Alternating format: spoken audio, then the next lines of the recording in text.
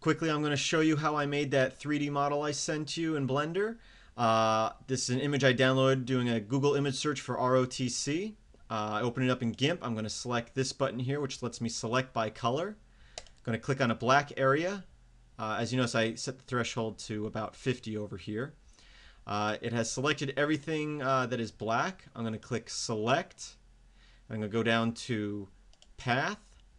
And what it's going to do is generate a path based on our selection here. It's generating it down here, and it's going to appear over here. I'm going to right-click this, and I'm going to export it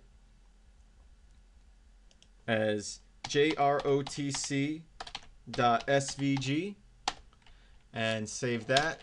Switch over to Blender, have a default view of Blender here. I'm going to delete the default box and change our button window down here to a scripts window.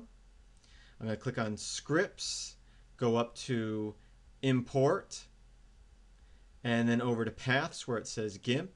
I'm going to choose GIMP 2.0, and then down here I'm going to choose the JROTC SVG file I just created.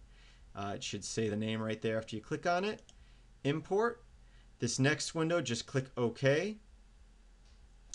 And our 2D image path will appear right here. Quickly, I'm going to change this back to our buttons window and make sure that we're in our edit button here and click on center, and that will center the object on its center point.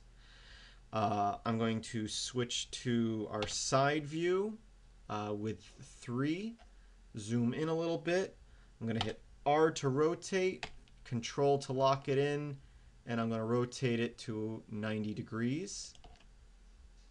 I'm going to go to camera view with 0. You can see it's kind of small. I'm going to hit S to scale it out. Then at this point, I'm going to hit on extrude. I'm going to change this number to 0.025. Hit enter, and it'll extrude it. I actually made an invert of the model I sent you, but if I hit F12, you'll see that it renders the extruded model. And that is how I made the model I sent you, or at least an inverted image of it. Hope this helped.